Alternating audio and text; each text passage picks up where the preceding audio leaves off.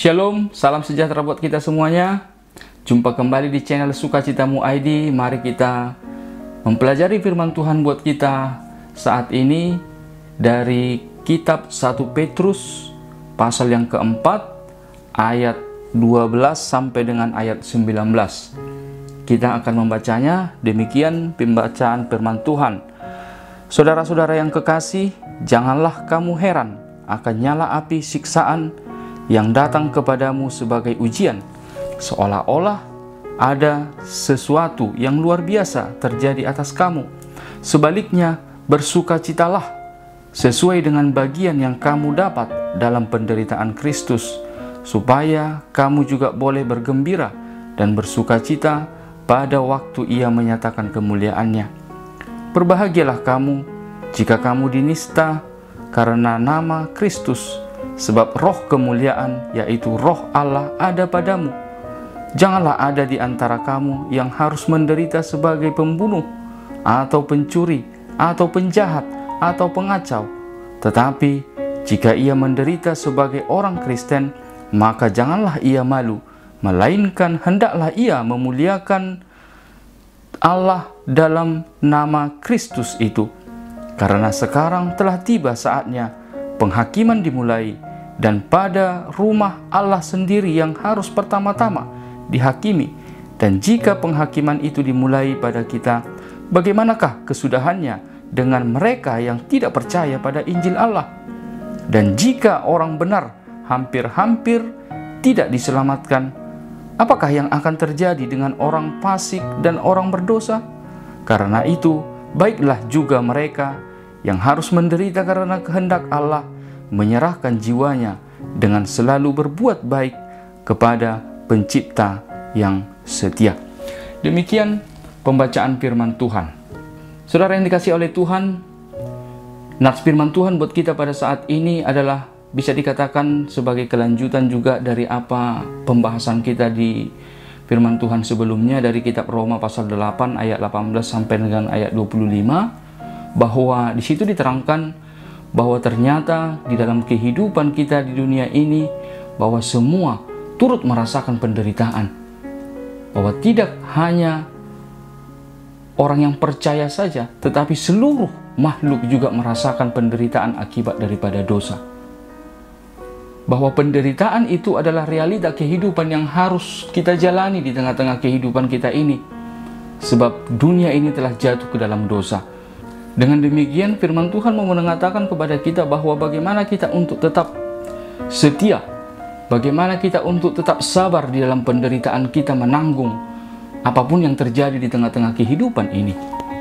Namun melalui firman Tuhan buat kita saat ini hendak mau diterangkan kepada kita lebih lanjut lagi. Namun ternyata ada penderitaan yang disebabkan oleh keinginan sendiri. Kita yang mengundang sendiri penderitaan itu datang kepada diri kita. Dan itulah yang kita boleh pelajari dari nats firman Tuhan buat kita saat ini. Yaitu penderitaan yang disebabkan oleh perbuatan daripada dosa orang itu sendiri. Seperti mana kita lihat tadi dalam nats ini bahwa ternyata ada orang yang menderita adalah justru karena perbuatannya.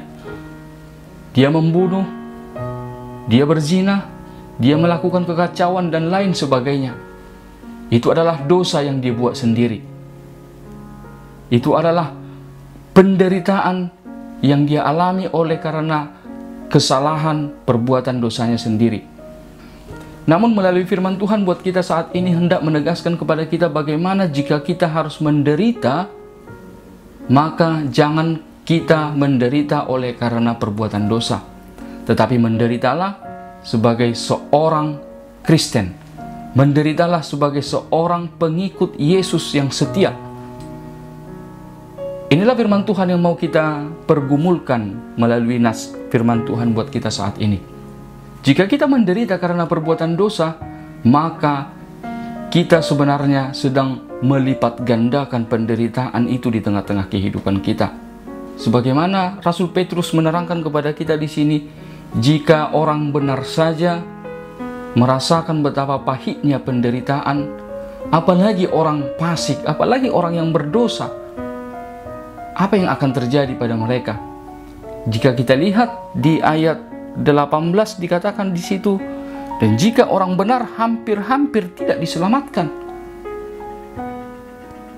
Orang yang benar saja sudah dapat merasakan bagaimana pahitnya, sakitnya, apalagi orang yang telah melakukan dosa, apalagi orang yang tidak mengenal Tuhan Yesus, apalagi orang yang tidak percaya kepada Yesus, apa yang akan terjadi pada mereka pada hari penghakiman.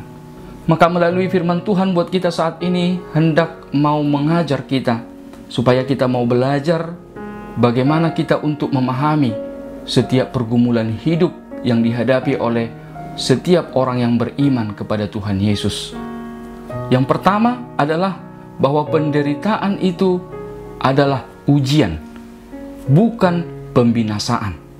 Penderitaan yang kita hadapi di tengah-tengah dunia ini adalah ujian, yaitu ujian pada ketangguhan iman kita, dan bukan untuk membinasakan kita. Jika kita memahami penderitaan itu adalah sebagai sebuah ujian, maka kita akan menghargai penderitaan itu. Maka kita akan mensyukuri penderitaan itu.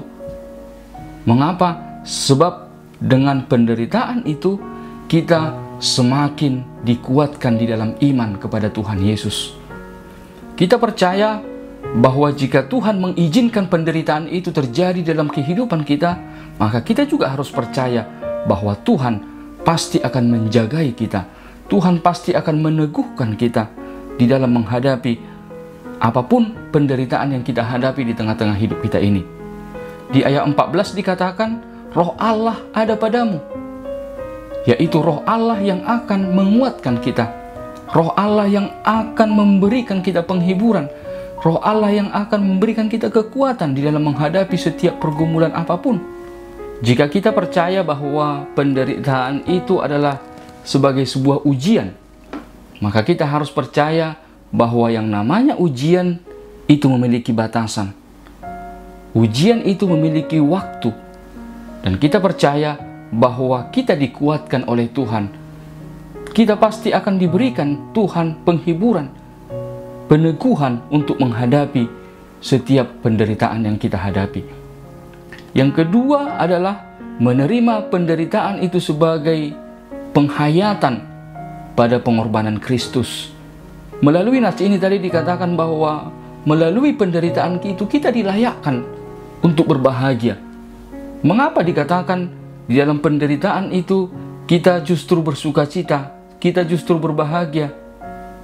Sebab melalui penderitaan itu kita dapat semakin menghayati bagaimana pengorbanan Kristus untuk menyelamatkan kita. Dengan menerima penderitaan itu sebagai penghayatan kepada pengorbanan Kristus, maka kita akan semakin dikuatkan. Kita semakin mengimani bahwa penderitaan apapun itu, kita harus percaya bahwa kita pasti akan menang, sebagaimana Kristus juga telah memenangkan penderitaannya. Kita layak berbahagia di dalam penderitaan, sebab kita menderita sebagai seorang Kristen, sebagai seorang yang percaya kepada Yesus. Dengan menerima penderitaan itu sebagai penghayatan pada pengorbanan Kristus, maka kita akan dimampukan, dikuatkan untuk dapat percaya bahwa sebelum kita menderita, bahwa ternyata Kristus sudah lebih dahulu dapat merasakan bagaimana penderitaan yang kita hadapi itu. Maka dari situlah lahir kebahagiaan, sukacita kita di dalam menjalani, menghadapi penderitaan. Mengapa? Sebab kita percaya bahwa Kristus telah mengalahkan penderitaannya. Demikian juga dengan kita harus percaya bahwa kita pasti akan sanggup untuk menghadapi penderitaan itu, sebagaimana Kristus juga telah memenangkan pergumulan yang dia hadapi. Dan yang ketiga adalah menjaga keselamatan jiwa.